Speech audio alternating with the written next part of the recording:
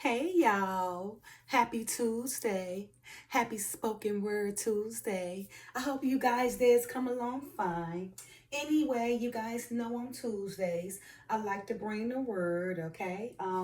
And you guys know earlier I read from James 5, verse 11, right? And what we was talking about, just patience being a virtue, and those who do until the end, are happy, okay? Right, so I will be reading out of chapter 5 of James, right? And I just want you guys to know for the past, this is the fifth week, right? That I've been doing James, right? So for the past 5 weeks, I've been reading James, right? The chapter of James. So James only had 5 chapters, right? So for these past 5 weeks, I have read for you guys each chapter of James, which is very important, which will help you prosper in the future, right? So today will be the last chapter, which is chapter 5 of James, okay? So I'm going to be reading that. And again, like I said, I read the short from James earlier today as well, okay? This is like a silk scarf, so it always slides off, okay? All right, so I'm going to just start off with this short again from James chapter 5, verse 11, KJV version. Behold, we count them happy which endure. Ye have heard of the patience of Job, and have seen the end of the Lord, that the Lord is very pitiful and of tender mercy. Okay. Of course, we know, a lot of us know about that story of Job, how he was tested with his patience and his friends came and everything, trying to, convince him to do things. But no. He had all trust in the Father. He gave it to the Father. And the friends in the end, seen it, they were became, condemned by the Father. And Job received a double portion, right? More richer than he was because of his patience and endurance, and his trust and fearing of the Lord. Okay, he knew that the way he was going through is because it was the Father, but he was like, but hey, he had patience though, and he did not curse the Father, but he accepted all of it. And at the end, he got more livestock, a double portion, more riches and everything. Okay. All right, so again, guys, that's from James 5.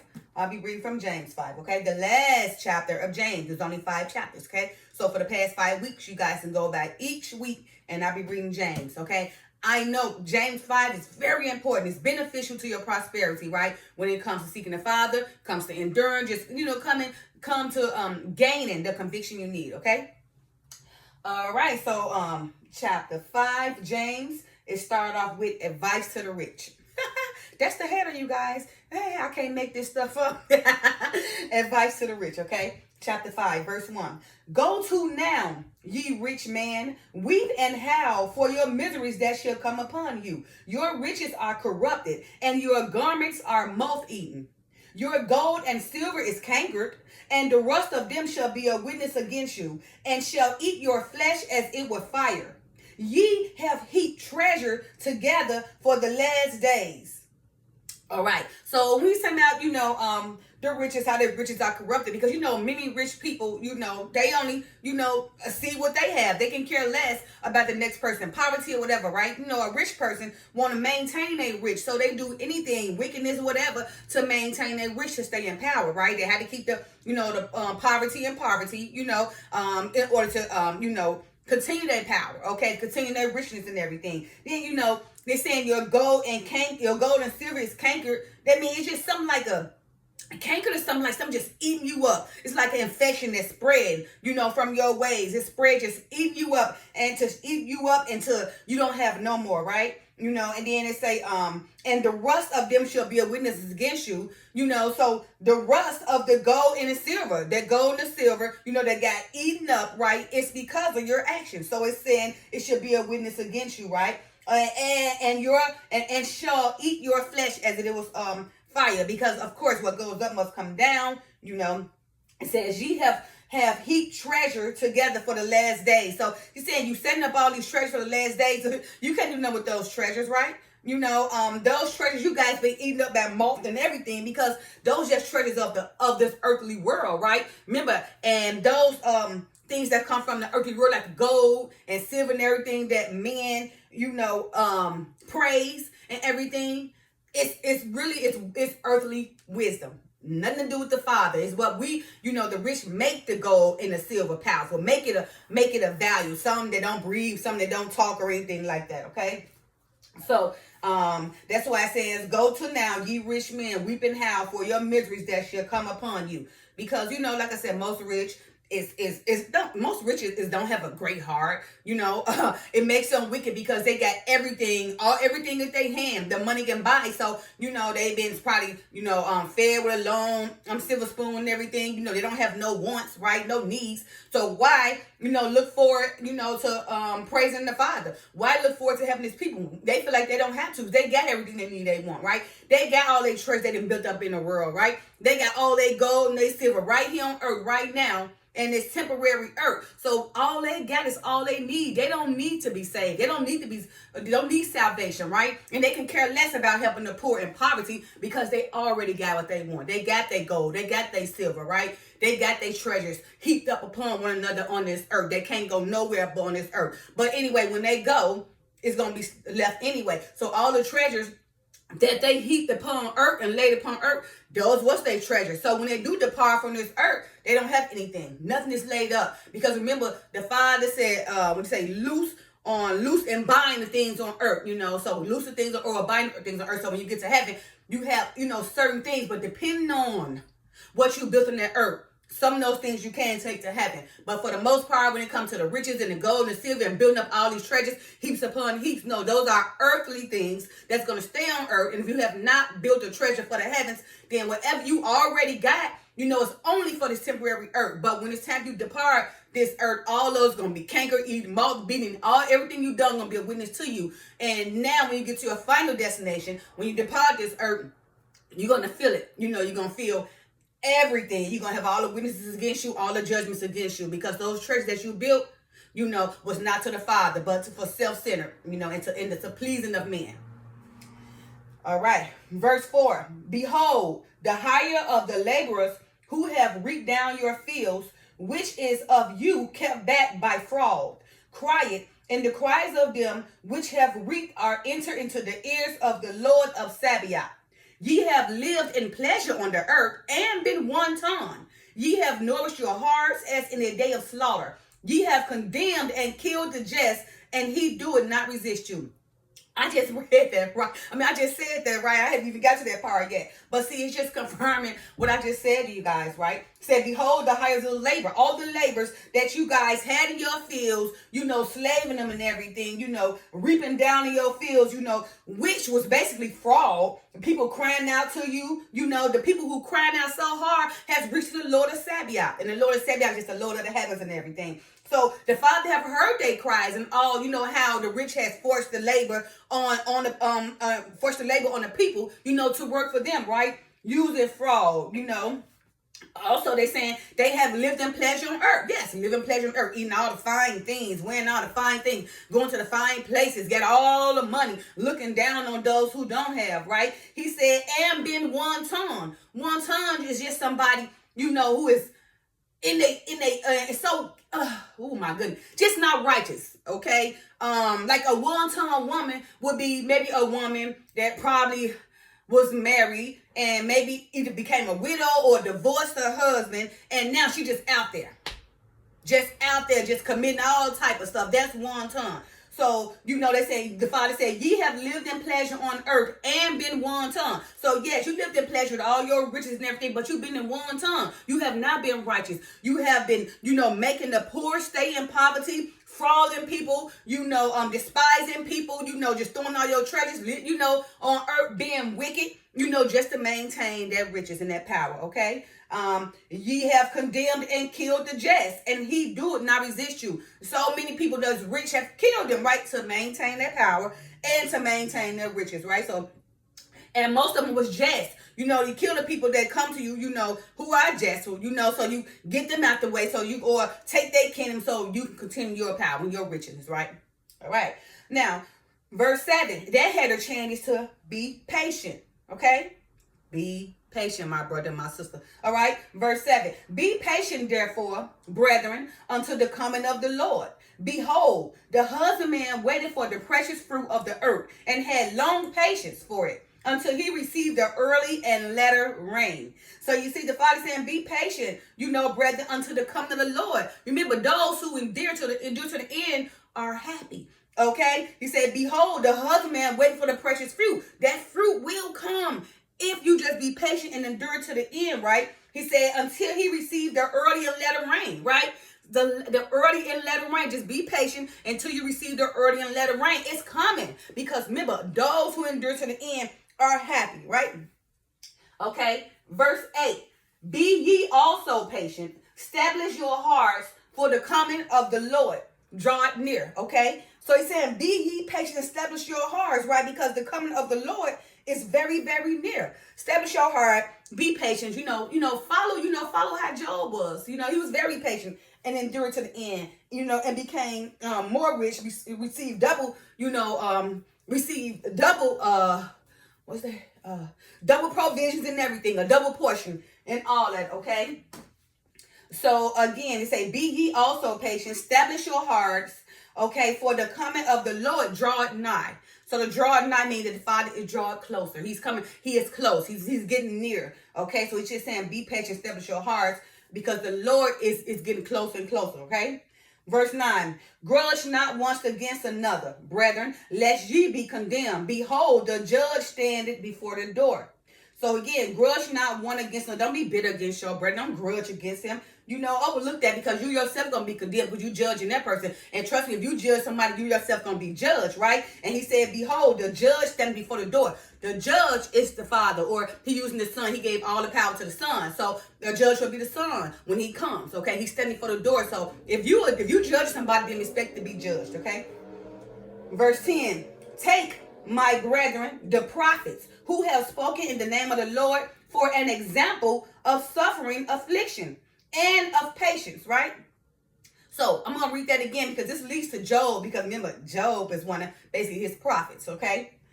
Take, my brethren, the prophets, okay, who have spoken in the name of the Lord, for an example of suffering, affliction, and of patience. So we know Job suffered affliction, and patience. Job was one of his prophets. So he's saying, take example, learn from Job, okay? And then verse 11, behold, we count them happy which endure. Ye have heard of the patience of Job, and have seen the end of the Lord, that the Lord is very pitiful and of tender mercy, right? Which is the short I read. So he's telling you, first he said, take my brethren the prophets who have spoken in the name of the Lord for an example of suffering, affliction, and of patience. Then he go right on to Job. So he's telling you, Job suffered patience and affliction, right? But we counted him happy because he endured to the end, right? He had great patience, right? So because Job had great patience, he's seen the end of the Lord, that the Lord is very pitiful, or pitiful is another word of compassion, feeling deeply for somebody, full of pity for somebody, okay? And of tender mercy. The Father's of tender mercy. He have mercy and grace for us, and long suffering, because he continued to suffer, and have this mercy and grace for us until we draw near to him, okay? So we go to verse 12, when the header changed to, don't take oaths, okay? Verse 12, but above all things, my brethren, swear not, neither by heaven, neither by the earth, neither by any other oath, but let your yea be yea, and your nay be nay, lest ye fall into condemnation. So what he's saying is, don't swear, don't sit up here and make promises to people and covenants to others, knowing you can't keep, right? He's saying, well, specifically, don't swear by the heavens or anything like that, or by the earth, because it don't belong to you. It belongs to the Father, right? Neither by any other oath, right? Because you don't even have the power to make the oath. You don't even have, the conviction or whatever, like the Father and his Son, to be making swears, right? What he prefer for you to do, for your words to be yes and no. So don't give too much of that communication. If somebody's saying something to you, or if you say something, or you making a promise, don't swear. Don't make an oath. But if they tell them yeah or no, anything other than yes or no, will cause you condemnation, right? You will fall into your own condemnation, because that you only saying yes or no. There's no swearing. There's no oath. You didn't make a promise. You didn't make a covenant. So they cannot hold you against to all you said was yes or no. It was not an oath, right? Because anything other than a yes or no allows you to condemn yourself, okay? Verse 13, the header changes again, right? And it's called the power of prayer, okay? The power of prayer is this header starting at verse 13. It says, is any among you afflicted? Let him pray. Is any merry? Let him sing psalms. Is any sick among you? Let him call for the elders of the church and let them pray over him, anointing him with oil in the name of the Lord. And the prayer of faith shall save the sick, and the Lord shall raise him up. And if he had committed sins, they shall be forgiven him. Okay? So he's saying this is the power of prayer. He said, if you sick, of anyone of you guys afflicted, come on and pray. Pray to the Father. He can help you. Pray to him in spirit and truth. Seek him diligently. Seek things to the Father, or go, do things that well pleases the Father. Okay? In spirit and truth. Okay? So he's saying, again, is any among you afflicted, let him pray. And then he also said, is any married? If you married, let him sing psalms. Psalms is a bunch of hymns that David wrote, and then also, the tribes of Levi, Asaph, the singers, the servers, the porters, and everything, those who wrote the Psalms, okay, the Psalms, hymns, and everything. So it said, if you married, you happy, sing a hymn, praise the Lord, thank the Father, sing a hymn, okay, or sing a song. Okay, he's saying, if any of them sick among you, okay, so I think I said sick before, afflicted was pray. But if any of them sick among you, okay, let him call for the elders of the church. Are we talking about the true elders, not the wolves in sheep clothing and everything like that. But he said, let them call for the elders of the church and let the elders pray over him, right? Anointing him with oil in the name of the Lord, right? And the prayer of faith. Because remember, when you afflict, you're going straight to prayer. But if you sick, you going to the elders, allow them to pray over you, right? And that prayer of faith shall save the sick, right? Because they praying to the Father for you. And the Lord shall raise him up. And if he have committed sins, they shall be forgiven. Because you did what the Father directs you to do, right? Okay, verse 16. Confess your faults one to another and pray one for another that ye may be healed. The effectual fervent prayer of a righteous man availeth much. Okay, so he just saying confess your faults one to another, right? Talk to your brother and sister and confess. Don't be trying to hide and be secretive and be fraud and be scammy, and be deceitful and be manipulative. But confess. Talk to your brother and sister. Communicate to one another. Confess what you got going on so you guys can be a help to one another, right? So you guys can be healed by one another, okay? And he said the effectual fervent prayer of a righteous man availeth much. So effectual fervent means somebody just praying in great spirit and great compassion, crying out to the Father, crying out, really meaning it, crying and meaning it, right? They hold everything and took over their body, because they are in effectual fervent prayer, okay? And this kind of prayer is of a righteous man, and it availed him much. The Father listening to him, and he will answer that prayer because he know he's giving everything. He's coming with his whole heart, mind, soul, body, tears, giving everything, crying out in a fervent and effectual prayer. That prayer availed him much because he's a righteous man. The Father will answer his prayer. Okay, verse 17. Elias was a man subject to like passions as we are. So he said Elias, who was the successor of Elijah. So Elias had the same passions that we have, right? And he prayed earnestly that it might not rain. So this man prayed that it might not rain. And it rained not on the earth by the space of 3 years and 6 months. So Elias' prayers were so effectual and fervent that he prayed that it might not rain, and it rained not on the earth by the space of 3 years and 6 months, because Elias was a righteous man and his prayers availed him much. Okay, he prayed very effectually and verbally to the Father about the rain, and his prayer caused the rains, to be stopped, on the earth by the space of 3 years and 6 months. We talking about 3 years and 6 months, right? And then he said, and verse 18 says, and he prayed again.